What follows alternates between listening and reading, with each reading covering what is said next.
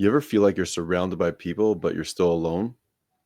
Like if something incredible happened to you today, someone you could text, you wouldn't even know who to tell without it feeling weird. Simon Sinek just put words to something I've been seeing in so many men that I work with. We know how to show up for each other when things fall apart, but with joy or success or celebration, that's where the silence hits. This conversation, it really opened up something for me in a way that I've wanted to express for many years, but he said it right on point. Watch this. Are you a good friend? Are you a good friend to your friends? Are your friends good to you? You know, who do you call people when you are stuck and down? Or do you make TikTok videos by yourself? Which, and you get, literally people who are depressed make TikTok videos by themselves. I don't know how many times they reshoot that either. To post it to get the validation for their feelings. But to call a friend and say the same thing you're struggling with is actually more difficult. Why doesn't the industry exist? Because typically... And we take it for granted. Yeah, so the demand isn't there for those kinds of things. But that's the problem, which is I think the demand is there, we don't realize it, right? Like we know that our relationships fail and our marriages fail, so there's an entire industry to help us maintain better relationships. Well, friendships fail, and we think we have friends, yet we still struggle and feel lonely. If you have good friendship, you will not feel lonely. You may have moments of loneliness, and in those periods, you will pick up the phone and say to your friend, I need you, I'm lonely. And your friends will be there. You will feel not alone, right? Or, and you and I have talked about this, about you will feel that someone will get in the mud with you. Mm.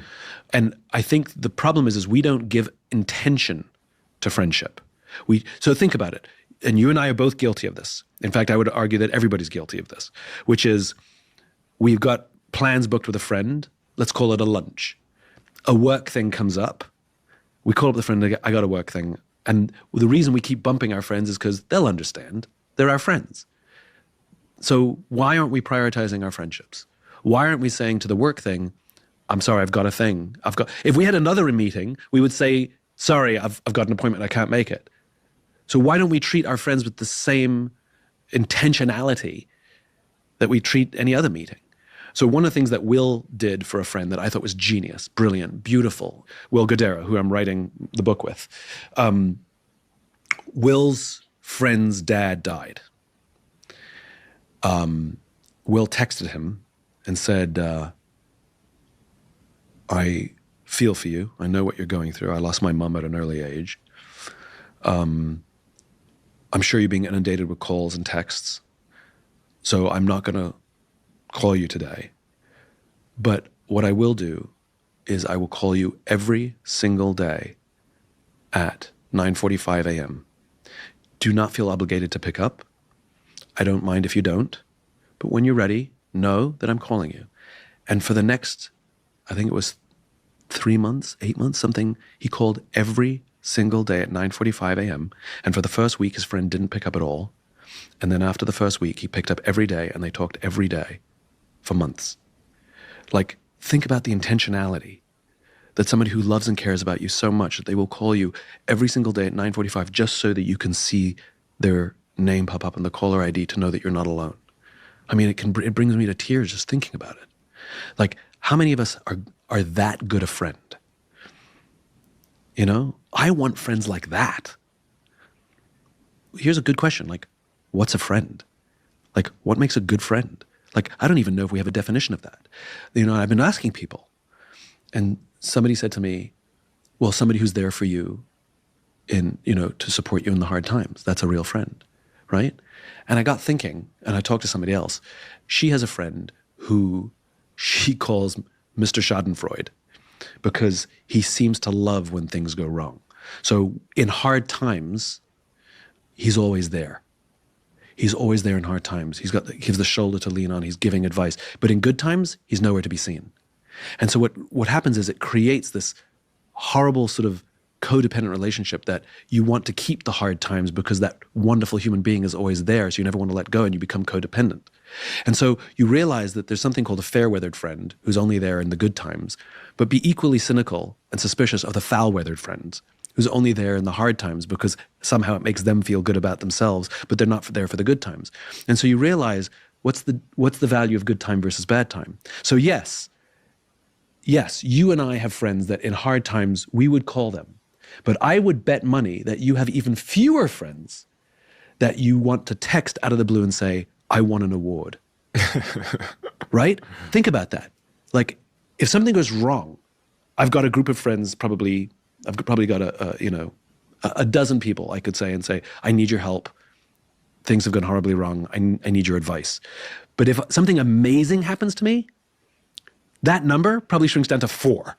That I'm going to text out of the blue and go, something amazing happened today, and not feel like I'm bragging, not feel like I'm trying to overwhelm them or prove them that I'm better than them, but knowing that they will be so happy for me. And so I've started thinking that maybe a friend isn't just the person who's there for you in the hard times, but the person you can go to in the great times. Think about that. I have fewer friends that I can go to when things go perfectly than I would go to when things go wrong. So are those my true friends? So this is on the journey I'm on. I'm trying to understand what friend means, and I'm trying to understand the responsibility we have to look after those friends. You look at all the longevity studies, all the blue zone work. Sure, they eat healthy. Sure, they walk a lot, but they also eat with each other. Whereas you look at some of the people who are promoting sort of longevity and all of those biohacks and how you have to exercise the certain way and eat the certain way, you'll find a lot of them are pretty unhappy people and pretty lonely people. I don't think they're going to live very long, right? So here's a crazy, crazy one. Physiologically, right? What are the most important organs to keep strong for longevity? Like, we know the data, right? So I'll tell you what they are, right? Number 1, heart. Obviously.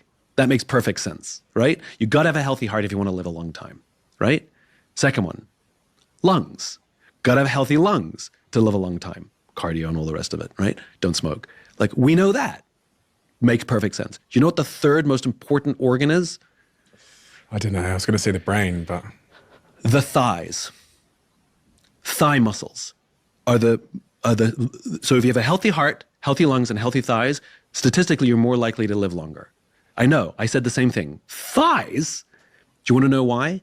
Because historically, thighs are the most important muscle responsible for what? Motion, walking. Right?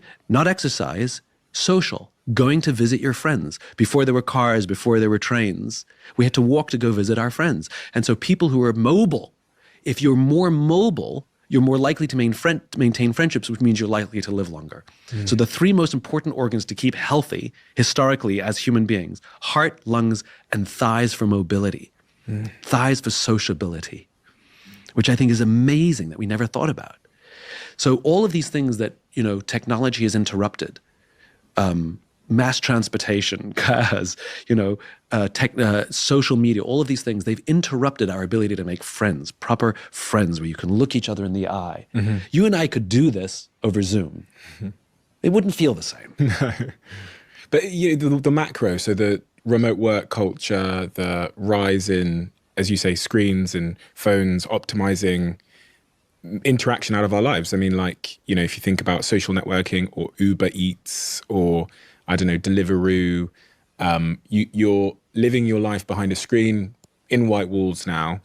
And it feels like it's becoming harder and harder and harder to make friends, also to find someone romantic, but to make friends. In fact, what's an interesting thing is sometimes when I come off stage, it's always young men come up to me and they'll get right up in my personal space and I go, this is strange.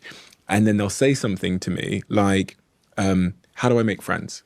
And I respect them so much for saying it because I can see how difficult it is for them to utter those words. And I reflect on I was doing something at Canary Wharf and a kid in the front row, in a crowd of 500 people, they're all wearing suits because they're working in the corporate world. He's surrounded by 500 of his peers, his age, in the front row past the microphone. His question to me on stage is, how do I make friends? Yeah. And there's 499 people sat next to him that are his age. Yep. And he's asking in the front row, how do I make friends? Yeah. And it's so moving because, looking down on that individual surrounded by people, I'm like, well, the simple brain goes, well, just turn to the person next to you and introduce yourself. But clearly that was not the answer. Because if it was so simple, he would just do that. And you said something interesting as well, which I think maybe overlays with that, which is that we've kind of like lost the art or the skill of making friends. Yeah. What would you have said to that kid? So I'll tell you by way of a story how I would answer that.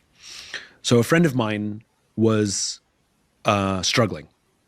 Her career, it wasn't going as well as she'd wanted, and her marriage was in a bad place. So in other words, when it rains, it pours. Like she couldn't get a break, right?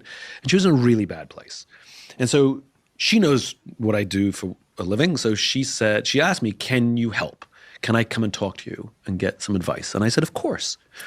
And so we had a standing Wednesday meeting, get together. We got together every Wednesday for 90 minutes, and she would tell me what was going on in her life. I gave her some advice. She felt amazing when she left me. It lasted about 2 days, and then she'd go back into her slump. And then we'd get together the next Wednesday. She'd feel amazing for about 2 days, and she'd go back into a slump. And this went on for months. This was our pattern, right? So I thought I was doing good work, and then I'd just rinse and repeat, right? Then I remembered my own work, and I remembered Alcoholics Anonymous, which is the final step. The 12th step is service. Helping somebody who's struggling with the problem you're struggling with, right, is the way to actually help you overcome your problem. So I have struggles, I have needs, I have insecurities, and I don't have a safe outlet to talk to. So she's one of my closest friends in the world. I trust her implicitly. So I said to her, I need the coaching as well. Can we split our time? 45 minutes for me, 45 minutes for you. And she agreed. And I knew what I was doing, right? There was kind of an experiment happening, which I didn't let on, which is I wanted her to help me as a way of helping herself. And so what ended up happening was it would cease to be 45. We got together, and for 90 minutes we talked about me. And then the next Wednesday, we got together, and for 90 minutes we talked about me. And then we got together, and for 90 minutes we talked about me. And within about 3 or 4 weeks, her life was full on back on track, fully back on track. Because when you help someone with a thing that you are struggling with, you actually end up solving your own problems. Mm-hmm. And so what I would say to that kid is find somebody who's struggling to make a friend and help them make a friend. Make it an act of service. Because fundamentally, if we dig down deep, the true skill that we've lost is service. We've overemphasized taking over giving. We've overemphasized selfish over selfless. Selfish is important. Taking is important, but not at the expense of giving and not at the expense of serving. If you love the Diary of a CEO brand and you watch this channel, please. I think we've gotten so used to struggling alone that we forgot friendship is actually a practice. It's not just showing up when someone's in pain. It's picking up the phone when there's something actually to celebrate. Being the guy who remembers, who checks in, who calls every day at 9:45, even when they don't answer. This isn't just emotional health. This is spiritual work. And maybe the biggest secret to healing is helping someone else heal. You want to grow? You go be that kind of friend. We got to bring that back. It's, there's a saying, you can't see the picture from within the frame. And sometimes it's not so easy when someone's giving me advice and telling me what to do and how to do it for me to take it and integrate it. But when I can go and start helping someone else, all of a sudden I start seeing my own problem and my own struggle, and it becomes more clear because I'm outside of my own frame of living. What do you guys think about that?